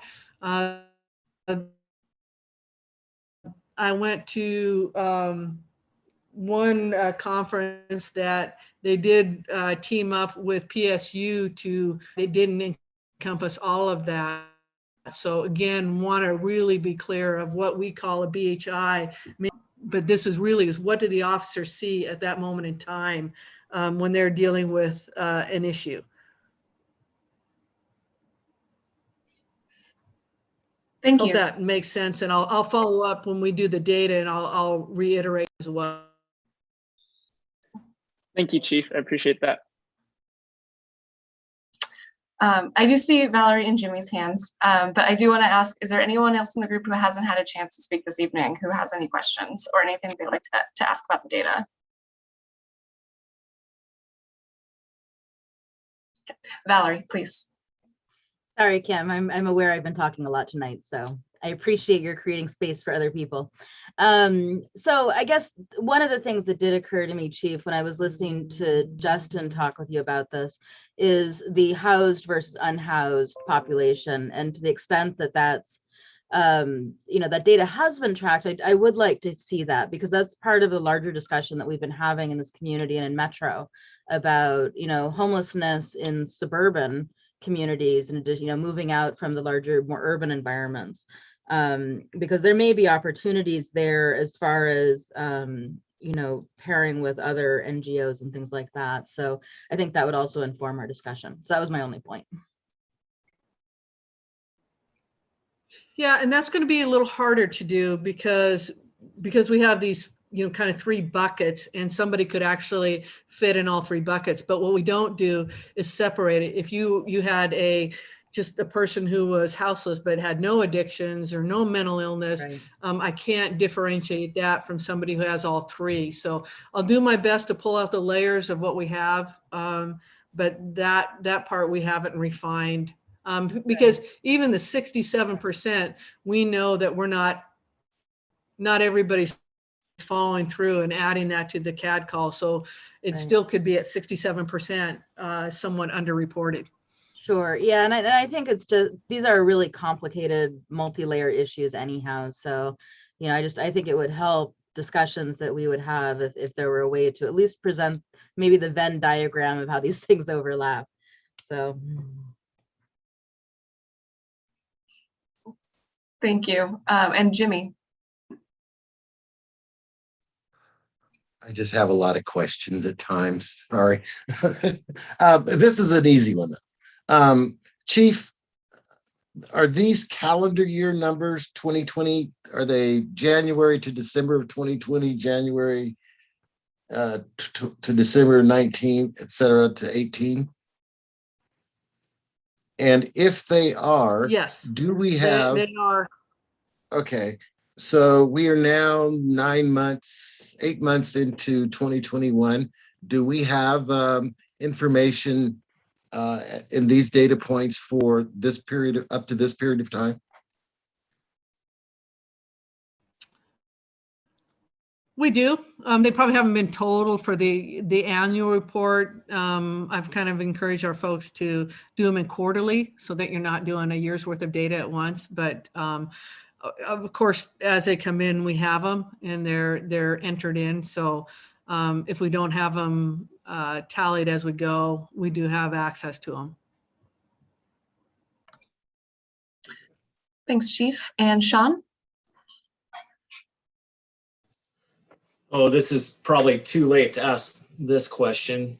Maybe we can save it or find a different meeting for it. But does anybody have any data about, as our community grows and we add the large multiplex family housing, are we also building parks and bringing on mental health and social services at the same rate?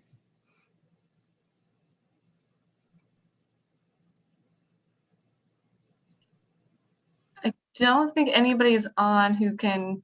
John, can you answer? I can speak to you in terms of services. I know that in terms of a year ago. No, I'm sure we don't. If you're asking me to support it. John Trin actually is going.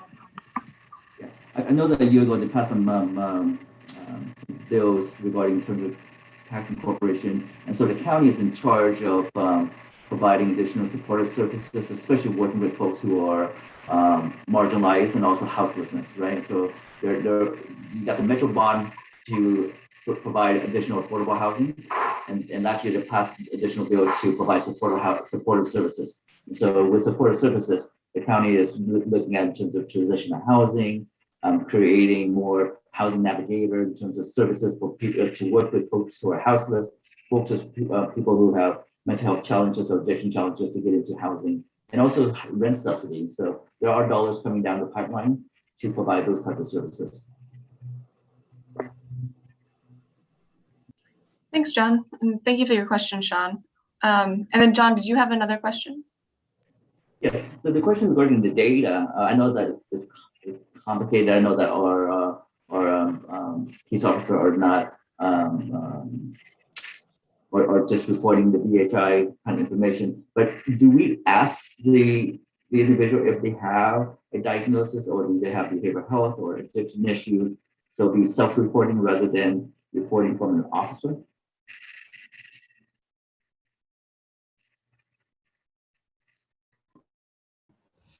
No, that's not a standard criteria. Again, if it may come up in, depending on the type of call, right? If they want to volunteer it, but it's not, the officers aren't collecting data for the purpose of that. If an officer experiences somebody in a crisis, but maybe they're not able to say what that is, but they can clearly see something is going on, they may check BHI, but not anything further than that. So at this point, they put in the best information that they have, again, with generally, this is for our purposes only, for staffing and the type of calls we go. So it's just kind of our criteria, but we don't get into the weeds of everything on most of this stuff.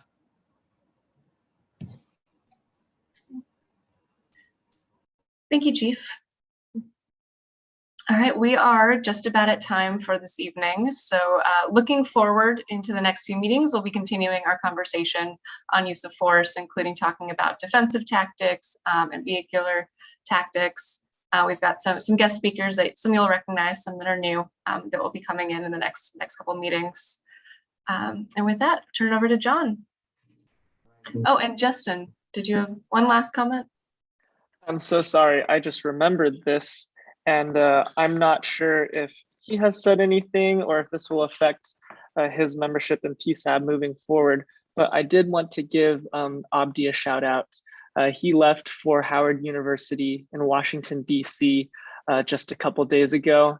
And I'm incredibly excited for him and proud of him and grateful for the work and time that he's given PSAB. And so I just wanted to make note of that. Thank you, Justin. And yes, we have heard from Abdi today that he will be leaving the PSAB, that we're working on the next steps. Congratulations, Opti. Yes, congratulations. Thank you, Kim, for the our next steps. And so again, if anyone has any questions on the board or any community member, please feel free to email Eduardo, that's EDARDOR @tiger-or.gov for any question or follow-up. At this time, I think we have the board for the participation. Thank you, Representative, and thank you, the Chief, for the presentation. And I would like to ask, call for a motion to adjourn. So moved. Thank you, Valerie. Anyone second? Seconded. All right. So any questions or discussion? Hearing none, I will go ahead and adjourn the meeting. Have a good evening, everyone.